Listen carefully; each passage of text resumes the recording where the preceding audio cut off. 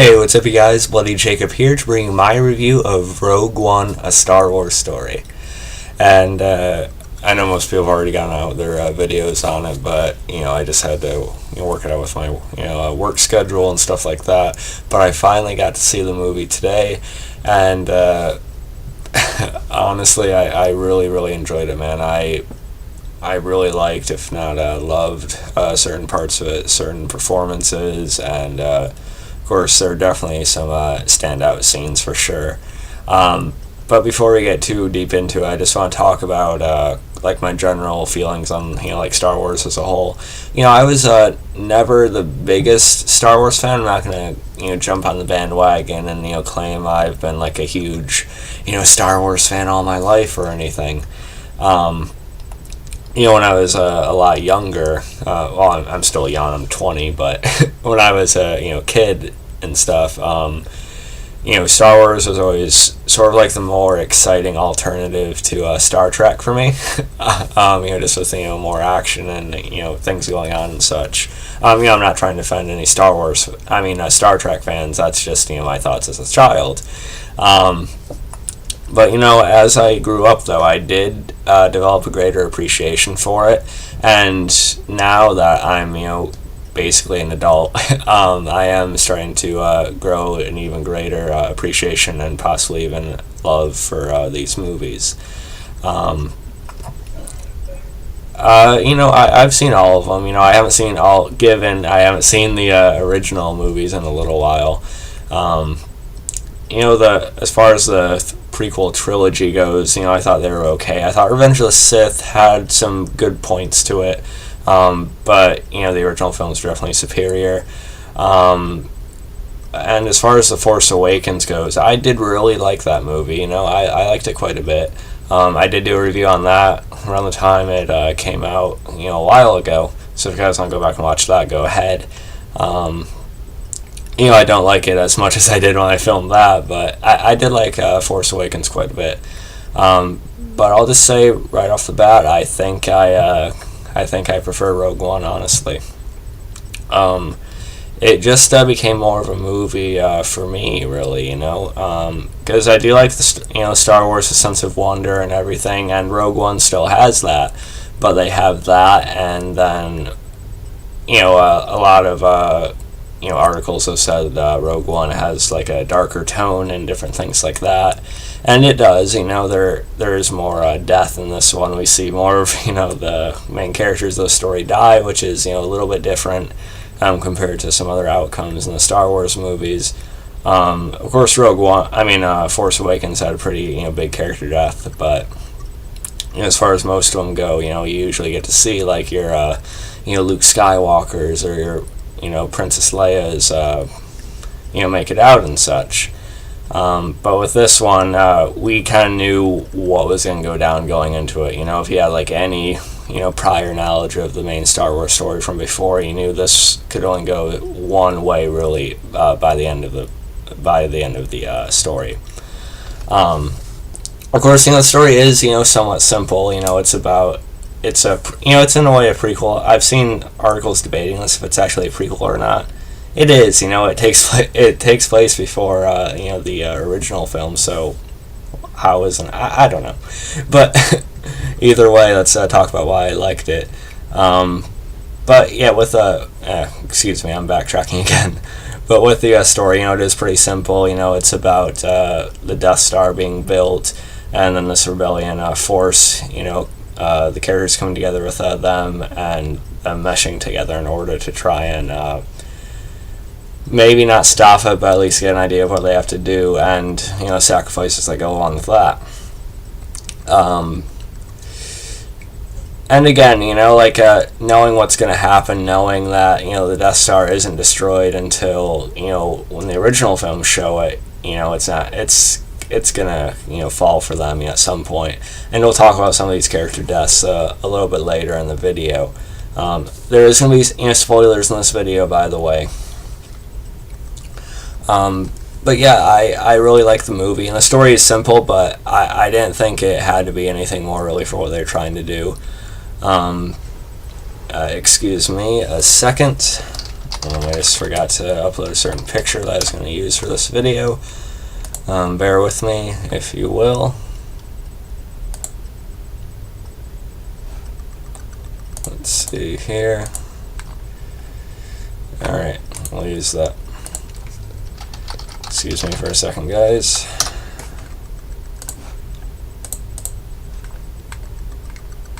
I know this is unprofessional. I never claimed to be anything other. But yeah. Alright, so I told you about the story. I was pretty satisfied with it. And now let's talk about some of the characters as well as the actors. Of course, first up we have Felicity Jones as Jyn Erso. And how did I feel about her? Well, I bought I bought a 6-inch figure of her, from the Black series, pretty much right after I got out of the movie, and then before even seeing the movie, I bought a Funko Pop of her, which is way over there. But so yeah, Jyn Erso.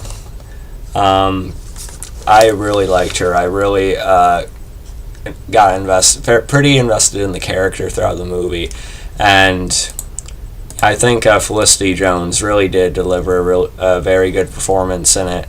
I haven't really seen much else as far as her work goes, but I think she gave a very good performance in this movie, and I'd even be interested in seeing her in other roles now. I did like Rey quite a bit in The Force Awakens, but I found Jyn Erso to be a much more compelling lead. I think a much more compelling female lead. Rey is fine, and she's still very much on her character journey. But I found Jyn to be more relatable. With Rey, she sort of falls in line with like these great. She's going to be one of these great legendary heroes, this Jedi Master eventually. But with Jyn, she's not a Jedi, she's just someone, like a rebel basically, who is, very capable on her own, she is a very good fighter, she can handle herself, but, she's not like this great hero of, the galaxy with special powers or anything like that. And she does have a more tragic backstory for sure, with how she was raised, and the sort of like the scope, or like the scrutiny, not scrutiny, but like the harshness her family was under. I think worked and made me anyway sort of care more about Jyn than I did about Rey, honestly. I think Felicity Jones delivered a stronger performance for me personally, anyway. And dare I say, she's probably even my favorite female character in the Star Wars universe, I think. And then moving right along, let's talk about Mads Mikkelsen, who played her father in the movie. And I do like Mads Mikkelsen as an actor. I have no idea why I haven't watched more of Hannibal yet. But, he's been getting a lot of roles lately. He was in Doctor Strange as well. And he got to show a little bit more of his acting chops in this one compared to that, of course. Because in Doctor Strange, that was a fine Marvel movie, but, he really just got to play like a one-note villain, really, like most of the Marvel movies have. But let's not talk about that right now. I found him to be pretty interesting and, instrumental, to the rest of the series, really. Because this sort of fixes like one of the biggest questions in the original films. Why does the Death Star have like that not self-destruct, what am I saying, but like that one crucial flaw that can be destroyed with one shot if they aim it correctly and you get far enough into it. And this explains it, because he was forced to work for the Empire and help him build it with the plans and everything. And he created this one flaw because he knew Jyn would find a way to discover it, and the others, and then that would lead to the Empire being brought down somehow. So I really like how that tied into it. And Mads Mikkelsen gave a pretty good performance in this one as well. He wasn't in it too much, but he and Jyn do have a couple of very good scenes together. There's even one scene in particular when Jyn's even seeing like a message from him, like explaining things to Forest Whitaker's character. Sort of raised Jyn growing up and such. Forest Whitaker did pretty good in this movie. I forgot to upload a picture of him for it. But you guys know Forest Whitaker.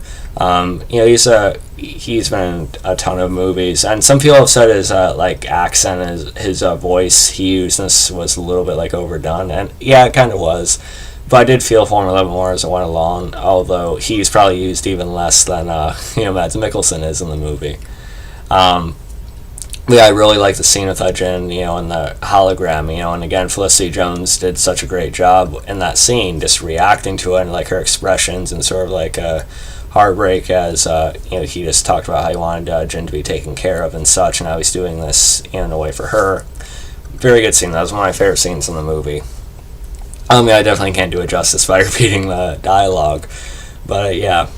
So Jyn, I was definitely impressed with her though, and I could rave about her all day, but we'll talk about her a little bit more towards the end of the video. Then we also had Cassian, I think his name was.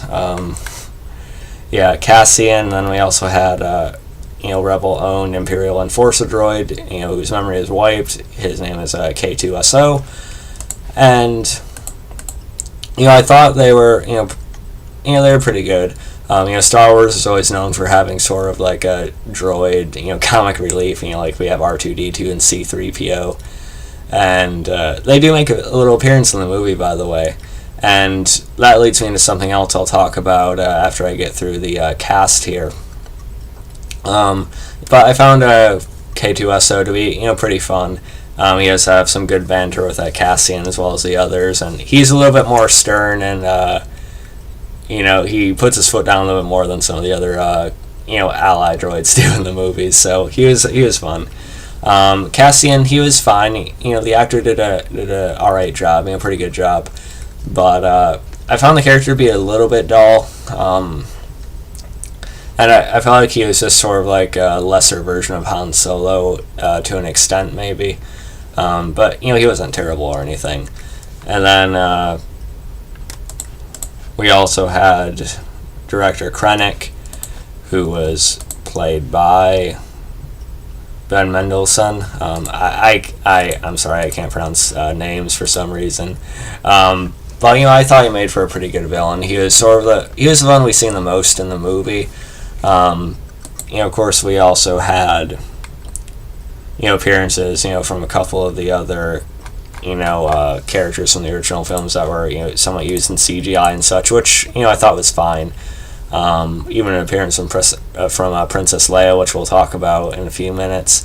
But Krennic was sort of the villain we've seen the most throughout the movie, and I thought he was fine.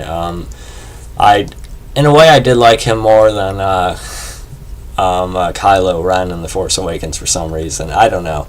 I just liked the performance from the actor, I guess. But he was pretty good. Although, a bit one-note as well, but we see that he does sort of have a bit of a power struggle with the guy from the original films.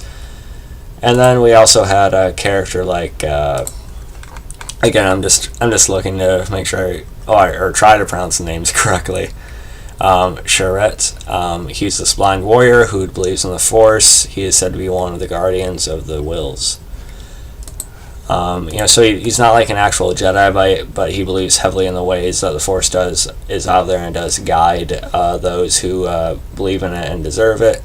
And I thought he was pretty good. I got to care a little bit more about him as it went along, and some of his fight scenes are pretty cool. Some fun choreography and such. So he was good, as well as his friend, that I don't want to say mercenary character, but let me see. Apparently I can't find the correct... Okay, yeah, that's it. Oh, I was right, he is a mercenary, a rebel warrior and mercenary base. I thought he was fun, like the sort of the rapid fire laser gun he had and such. Sorry, I'm just butchering the names here, I know. Some have complained that they weren't as developed as they should have been, but, they couldn't really fit that into, they couldn't fit in, everything into about 2 hours, was it? I think it was 2 hours and 10 minutes or so. But I thought they were fine characters. And then, of course, we have to talk about Darth Vader, man. It was like a big question of how much he was going to be used in the movie, and to what extent. Should they use him a lot, or should they use him like sparingly? And I think they found the right medium for him in the movie. Of course, James Earl Jones returned to voice him, which is good, so you get to hear some good lines from him delivered in the same way we all remember. Vader does have some of the best scenes in the movie, though, for sure, and you still feel his presence when he walks into the room, and the way they film it, the music the classic music that goes with it. It's just they really did the character justice again. They used him as appropriately as they should have, I thought. And of course, there's that one scene near the end of the movie where there are these rebels that are fleeing, and they get locked in this hallway, and then you see Vader's red lightsaber light up. And he just, slaughters them, deflecting all the blasts as he just goes through them one by one in rapid succession. Just definitely a scene stealer in the movie for sure. And Vader, definitely one of the greatest movie villains of all time for sure. And Vader, he was like another reason why I did gain more of an interest in the Star Wars movies over the years. Just his story, not necessarily every detail of the prequels. But I always found it really interesting how his story does end with Luke, how he does sort of come back to the light eventually and save his son. But it's always good to see him back, and his Vader mode for sure. And a point I briefly, or that I was going to touch on earlier, like I said, we did see like R2-D2 and C-3PO and stuff. And at first my dad was saying he liked Force Awakens better, because we got to see characters like Han Solo, we got to see Princess Leia a little bit more, we got to see Chewbacca come back, R2-D2, C-3PO, like I said, and then of course the big question of where Luke Skywalker is, which is good, Force Awakens probably did have more of a nostalgia factor going on for it, and of course I love to see those characters and such, but I appreciated that Rogue One didn't really rely so much on that nostalgia. It didn't really rely on like the old characters, to draw interest in the movie. They made a story about Jyn, and they really made it about her, and not so much us remembering how much we loved everything else. So I appreciate that they used things like Vader well, but not making him like the final factor. Although he does have a big scene, but I'm saying they found a better balance between the story they're trying to show now and of course, like I said, the nostalgia of the past and such. So I appreciate that they found a good balance with that. And as far as the runtime for the movie, like I said, it's a little over 2 hours, I think. And I thought it was fine. At first I thought it was going to be a bit stretched out, but I didn't really get bored throughout the movie, and I was pretty interested throughout. I was pretty entertained, even though I got like 6 hours of sleep the night before. I thought I was going to fall asleep, but I didn't, I enjoyed it for sure. And like I said, a lot of reviews have said it's darker, and it kind of is, in a way, because the characters are more so trying, not fleeing, but the way they're fighting, none of them are Jedi or anything, so it's a little bit more realistic. It does have sort of more of like a war movie type of feel to it, like especially during the battle on the beach and the beach area and such. Gareth Edwards directed this movie. He also directed Godzilla, and one point that I've seen reviewers touch on that I do agree with is that it shows size very well. When you see the AT-ATs, I'm sorry, I'm forgetting the names of them for some reason, but the big, four-legged Empire machines, the robots that they use, the way those are filmed, it's really cool, and it reminds me of how he showed off the sheer size of Godzilla, and he does something similar in this one, and there are some definitely, good shots in it. Like I said, we all sort of knew how this movie was going to end, and they do manage to transmit the Death Star plans, and they are responsible in a way for giving any of the other characters a chance in the original movies, which I liked a lot. Although they all die here, they're still very instrumental, very key, and the other characters like Luke and everything might not have been able to succeed if it weren't for what everyone did here, Jyn and the others. And I also like the effects. We actually got to see more of a look at what the Death Star does to the planets when it destroys it. We've seen bits of it before, and I might be forgetting some stuff, but I really like the visuals. We got to see it with the ground eroding and coming up and stuff like that as the blast went through. Just very cool to see. And the deaths themselves, like I said, they were fairly sad. Although I feel like the characters like Cassian and others, we didn't really. I wasn't really as attached to them as I felt like I should be. But the way they were done, they're all done with respect. They all got some pretty good deaths. I felt like the blind man's death. I thought was one of the better ones. And then Jyn. I'll admit, when I knew her time was coming up, I did get choked up a little bit because I did really like Jyn. And part of me wishes that somehow she could have escaped or something, and maybe she could show up and like help Rey and the sequels. But at the same time, that'd make you wonder why she didn't show up until that then, like all those years later. So it's understandable that she would die. Her and Cassian die together on the beach as the Death Star destroys the planet. But like I said, they do succeed and they do get the plans out there, and without that, the Empire might have squashed the rebellion, who knows. But yeah, and something else, with like Jyn and Cassian, I'm glad they didn't like force a romance between the two or anything. Like there were a couple of times where I feel like, oh, are they really gonna randomly kiss right now? But they didn't go for it, and I appreciated it. Force Awakens didn't really force any of that either. So I do like that. They don't need like all of a sudden like a love angle in every story really. But yeah, so overall I really enjoyed Rogue One, the Star Wars story. It was very good, some very good acting in it, especially from Felicity Jones. Darth Vader is used very well, very appropriately. I like Mads Mikkelsen, I liked Krennic, and some of the supporting characters. I like the droid, and some of the other side characters were a little bit underdeveloped, but I still thought they served their purpose in the movie. And yeah, like I said, I personally liked it more than The Force Awakens, and it might be arguably my favorite Star Wars movie. I don't know.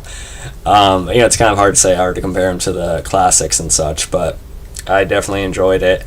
And I'm teetering, I'm debating what I should rate this. I was going back and forth. Thinking about it now, I'd give The Force Awakens maybe like a B, or B plus maybe. And since I like this one more, I think I'm going to go... I'm going to give Star Wars, Rogue One, a Star Wars story, an A minus. And of course I tried to sound like Chris Stuckman there. I'm going to give Rogue One an A minus. Over time I could very well shift to an A, but I definitely don't see it falling below an A minus. Like I said, I thought there's some very good acting, and I love Jyn. Definitely my favorite female in the Star Wars universe. I think her and Vader are probably actually my favorite characters in that whole world, really. I liked her that much. Felicity Jones did an awesome job. The action was very good, very entertained throughout. I liked the backstory, Mads Mikkelsen, everything like that, Krennic. So yeah, over time I could see myself liking it even more, maybe even bumping it up to an A. And there were some underdeveloped characters, but it didn't really affect it too much. And I was trying to figure out more flaws for the movie, but honestly, anything I think about, it's just nitpicking, really. So yeah, hope you guys enjoyed this video. Let me know what you thought about Rogue One. Sorry for the way I just sort of like stumbled over some of the wording and the names and such, but I love Star Wars Rogue One. Let me know what you thought. Follow me on Facebook, Twitter, like, subscribe. I'll catch you guys next time. Peace.